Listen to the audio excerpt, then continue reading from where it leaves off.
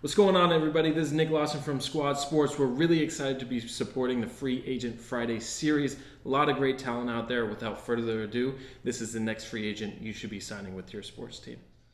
All right, we're back for another Free Agent Friday, and today I've got Robyn Fink with me. How's it going, Robyn? It's going. Thanks for having me. Yeah, thanks for joining me. I'd love to start off with where you went to school and any degrees that you received. Sure. I am a graduate of University of Florida, go Gators, and I got my bachelor's in public relations. Okay. How about walk me through a little bit of your career on the public relations and any other ventures that you've been involved in? Sure. When I was in college is where I kind of got my taste of sports and PR. I interned for the Miami Dolphins and Florida Panthers over the summers. And while I was at school, I interned for a sports information department. So that kind of gave me my taste of sports and public relations. At first, I thought I was going to be going into college as a sports broadcaster major. My dream was to be the next Robin Roberts. And I had my tape from high school. And the professor that I talked to was like, take your classes, come back. And I am very persistent. I was like, no, I want to volunteer. So I kind of pivoted and took the PR route and started taking those classes and fell in love with working in the sports world and kind of have been lucky enough to touch it in a sense, either directly or indirectly throughout my career. What is it about like sports that you liked? I mean, were you an athlete? You just a big fan? I've always been a fan. I was a cheerleader in high school, so I will say I'm an athlete because I believe cheerleaders are athletes. I think sports, it brings people together, and it was something that my dad and I did. He was my brother's soccer coach and did t-ball, but on the weekends we sat down and watched the Dolphin games together. So it brought us together, and he was a University of Miami fan, and I went to games with him, and I saw 3 wide rights and a wide left, and then going to University of Florida was such a big sports program, it was hard not to become a fan. But then just working in it, it's so passionate and it's fun. And you get to tell a story and working with athletes, and you just get to have a great time. And I knew that I wasn't going to be a tech or healthcare PR pro. And I was lucky enough to work with big brands that always had a sponsorship of some sort in the NFL or MLB or NBA. Yeah, at least you can be a part of it that way. And so what were your last few roles that you had before COVID? I spent the last 4 years as director of consumer PR at Carnival Cruise Line. So I completely pivoted out of sports to the travel industry, which I had never worked in. But I think that's what they liked about me. I came into a great team that had a ton of travel experience, and I think bringing that lifestyle and sports background paid off because we did have partnership deals with the Texans and the Saints and the Miami Heat. So ironically, being in a travel brand, I still was able to touch sports. And then in 2018, we named Shaquille O'Neal our chief fun officer. So I got to work with one of the largest figuratively Definitely. and literally sports brands in the world. Yeah, that's a pretty good way to be involved with it. I mean, travel, still in sports. Yeah. What's kind of the ideal role that you're looking for now?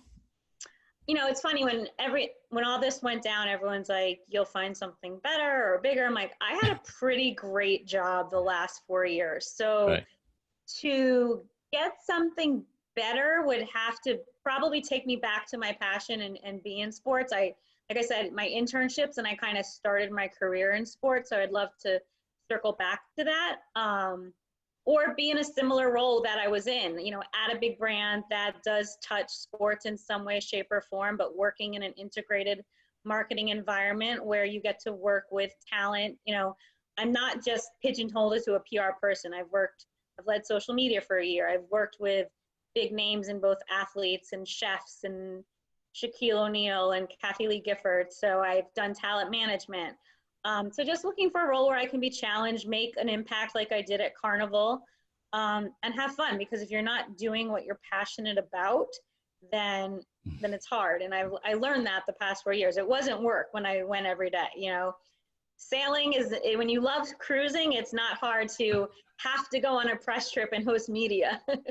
Yeah, no, you can adapt to that. But Right. no, it's true. I mean, you need to be in that role that it doesn't feel like it's work. You enjoy it every day.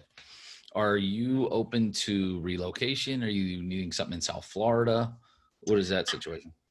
South Florida's home. It always has been. I am open to relocating, but I think in this environment with so many companies, you know, working remotely right now and not going back to an office environment, you know, I'm open to anything, but I am a believer that a lot gets done in person.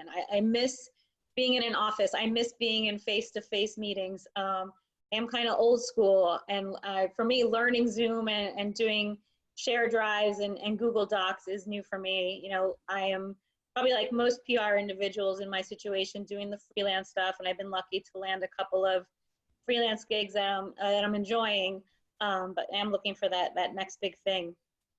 What would you say is your biggest asset that you'll bring to a new position? I think my passion and relationship skills. I think, you know, this industry, it's based on relationships, and that's something you can't teach. That's something that you just kind of know how to do.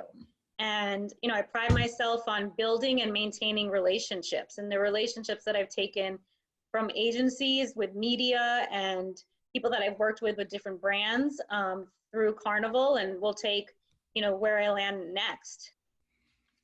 How about on the flip side? What's the area that you need to work on the most? Caring too much.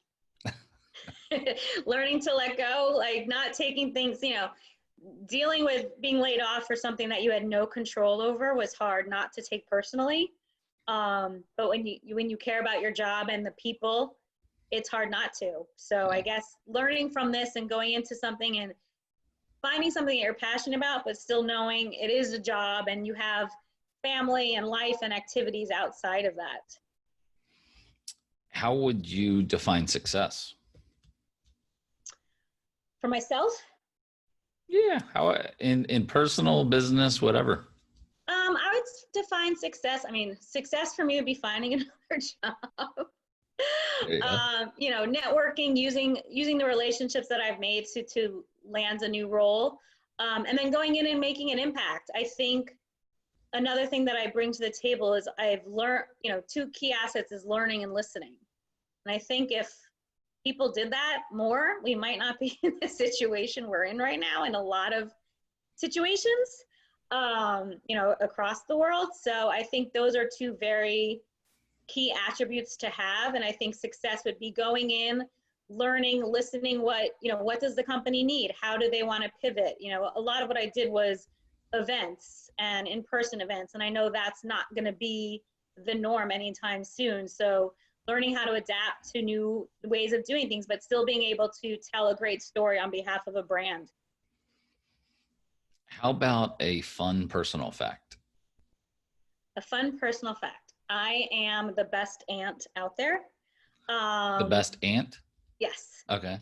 I have 2 nephews and a niece, and I would say the silver lining or the positive that has come from all of this is the amount of time that I've gotten to spend with them throughout this, you know, helping with online school and just being able to be an extra set of hands. My sister-in-law works from home, so being a parent is not easy. Being an aunt is awesome because I still get to give them back.